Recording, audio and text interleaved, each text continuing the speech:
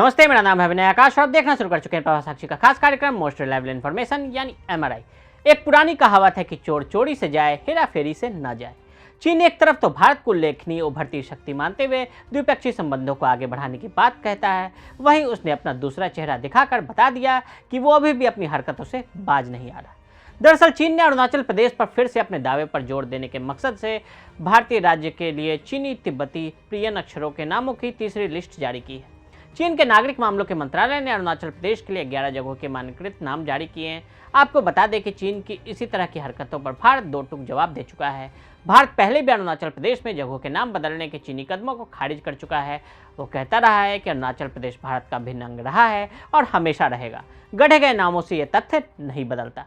Dragon हमेशा से अरुणाचल प्रदेश पर अपना दावा करता रहा है। भारत के किसी भी नेता के अरुणाचल प्रदेश का दौरा करने पर वो चिढ़ जाता है, लेकिन अब उसने तो दो कदम आगे बढ़ाते हुए अपने भौगोलिक नक्शे पर अरुणाचल की जगहों के नाम भी बदल दिए।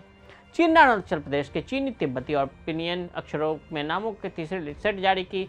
इस कदम को शी जिनपिंग के नेतृत्व वाले देश के भारतीय राज्य पर अपने दावे पर फिर से जोर देने के प्रयासों के रूप में देखा जा रहा है। चीन 2017 से अब तक 3 बार अपने भौगोलिक नक्शे पर भारतीय जगहों का नाम बदलने का दुस्साहस कर चुका है, लेकिन अप्रैल को जारी चीन के नए लिस्ट में अरुणाचल के 11 इलाकों के नाम बदले हुए हैं, जिनमें 2 जमीनी और 2 रिहायशी इलाके हैं, जबकि 5 पहाड़ियां और 2 नदियों के नाम भी शामिल हैं। चीन ने अरुणाचल प्रदेश को दक्षिण तिब्बती का हिस्सा मानता है। भारत ने क्या कहा? चीनी सरकार द्वारा अरुणाचल प्रदेश में 11 स्थानों के मानकीकृत नामों की सूची जारी करने के 2 दिन बाद भारतीय अधिकारियों ने 4 अप्रैल को कहा कि इस कदम को एकमुश्त खारिज किया जाता है। भारत के विदेश मंत्रालय के प्रवक्ता अरिंदम बागची ने एक बयान में स्पष्ट रूप से कहा कि अरुणाचल प्रदेश भारत का भिन्न अंग है और हमेशा रहेगा। उन्होंने कहा कि हमने ऐसी रिपोर्ट देखी है, यह पहली बार नहीं है जब चीन ने इस तरह का प्रयास किया हो। हम इसे सिरे से खारिज करते हैं।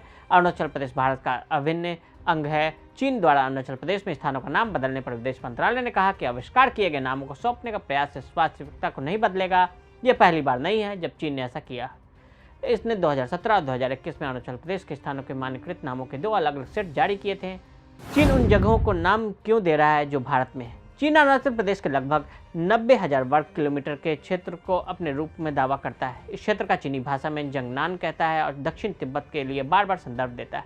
चीनी मानचित्र अरुणाचल प्रदेश को चीन के हिस्से के रूप में दिखाते हैं, कभी कभी इसे तथाकथित अरुणाचल प्रदेश के रूप में संदर्भित करते हैं।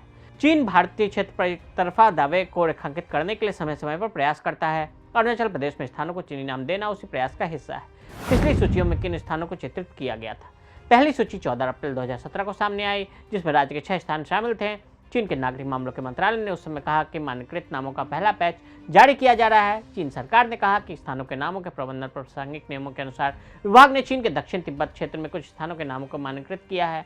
हमने दक्षिण तिब्बत के कुल 6 स्थानों के नामों का पहला बैच जारी किया। उस समय उस सूची में 6 नाम वोग्यानलिंग, मिलारी, काइडो गार्बे री, मेनकुका, बुमालो, नामकापुबरी रोमन वर्णमाला में लिखे गए थे। नामों के साथ सूचीबद्ध अक्षांश और देशांतर क्रमशः तवांग, क्रदादी, पश्चिम सियांग, सियांग जहां मेचुका या मेनचुका उभरता है, और अंजाव, सुबनसिरी के रूप में उन स्थानों को दर्शाता है। पहली सूची जारी होने के बाद भारत ने चीनी अधिनियम की निंदा की। विदेश मंत्रालय के प्रवक्ता ने कहा था कि अपने पड़ोसी देशों के नाम बदलने या उनके नाम गढ़ने से अवैध कब्जे को कानूनी नहीं बनाया जा सकता। फिर 4 साल बाद चीन ने राज्य में जगहों के लिए नामों के एक और सेट जारी किया। सरकारी ग्लोबल टाइम्स के अनुसार इसमें 8 रिहायशी इलाके, 4 पहाड़, 2 नदियां और 1 पहाड़ी दर्रा शामिल है। इस बार भी इसने इन स्थानों के अक्षांश और देशांतर प्रदान किए थे। चीन का तर्क क्या है? People's Republic of China McMahon रेखा की कानूनी स्थिति पर विवाद है। अरुणाचल प्रदेश की ऐतिहासिक व भौगोलिक पृष्ठभूमि की बात करें तो तिब्बत, बर्मा और भूटानी संस्कृति का प्रभाव आसानी से देखा जा सकता है। तवांग में 16वीं सदी में बना बौद्ध मठ इसकी खास पहचान है। तिब्बत में रहने वाले बौद्ध समुदाय के लोगों के लिए काफी पवित्र माना जाता है। इसे बताया जाता है कि प्राचीन समय में तिब्बत के शासकों व भारतीय शासकों के बीच से लेकर कोई विवाद पैदा नहीं हुआ करता था। वे आपस में समन्वय से रहा करते थे, इसलिए उन्होंने अरुणाचल प्रदेश और तिब्बत के बीच कोई निश्चित सीमा रेखा भी निर्धारित नहीं की थी। लेकिन 20वीं सदी के शुरुआत में राष्ट्र राज्य की अवधारणा के साथ ही सीमाओं को तय किए जाने की आवश्यकता महसूस की जाने लगी। तब भारत एक स्वतंत्र मुल्क नहीं बल्कि ब्रिटिश साम्राज्य के अधीन एक उपनिवेश था। तवांग में बौद्ध मठ होने के मद्देनजर सीमाओं का निर्धारण शुरू किया गया। इसके लिए 1914 में तिब्बत, चीन और ब्रिटेन भारत के प्रतिनिधियों के बीच शिमला में एक बैठक भी हुई। शिमला समझौता क्या है? 1914 में जब भारत में ब्रिटिश शासन था और तिब्बत सरकार के साथ शिमला समझौते पर हस्ताक्षर किए गए हैं। ब्रिटिश सरकार के एक प्रशासक सर हेनरी मैकमोहन तिब्बत सरकार के प्रतिनिधि के साथ समझौता करने वाले व्यक्ति थे, जिनके नाम पर तिब्बत और भारत की सीमा को मैकमोहन लाइन का नाम दिया गया। लेकिन चूंकि चीन तिब्बत को स्वतः नहीं मानता, इसलिए उसने तिब्बत सरकार द्वारा हस्ताक्षर किए गए किसी समझौते को भी मानने से इनकार कर दिया। वहीं दूसरी ओर भारत में मैकमोहन लाइन को दर्शाता हुआ मानचित्र आधिकारिक रूप से 1938 में प्रकाशित हो गया था और तब से ही ये मान्य है। इस सम्मेलन में मानचित्र का कोई लिखित रिकॉर्ड नहीं रखा गया, बस एक मैप पर लाइनों के सहारे आउटर तिब्बत को इनर तिब्बत और इनर तिब्बत को चीन से अलग कर दिया गया। दो मानचित्र है, पहला 27 अप्रैल 1914 को जिस पर चीन के प्रतिनिधि ने दस्तखत कर दिए और दूसरा आया 3 जुलाई 1914 को। ये डिजाइन मैप था जिस पर चीन ने हस्ताक्षर से इनकार कर दिया।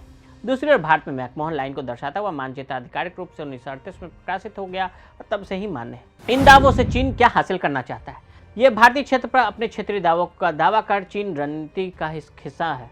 इस रणनीति के तहत कोई भी भारतीय गणमान्य व्यक्ति अरुणाचल प्रदेश का दौरा करता है तो चीन नियमित रूप से नाराजगी के बयान जारी करता है। जिनपिंग अपनी स्थिर और स्पष्ट स्थिति पर जोर देकर कहते हैं कि अरुणाचल प्रदेश पर भारतीय कब्जा है।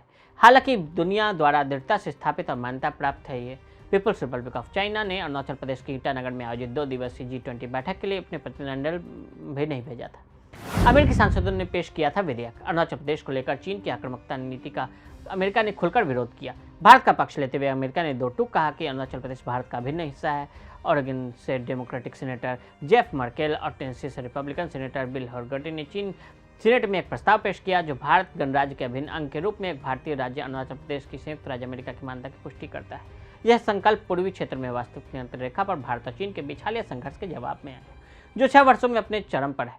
आज के लिए दी इजाजत। ऐसी रिपोर्ट्स को देखने के लिए प्रभा साक्षी के साथ लगातार बने रहे। वीडियो को देखने के लिए फेसबुक पर फॉलो करें, यूट्यूब पर प्रभा साक्षी को सब्सक्राइब करें।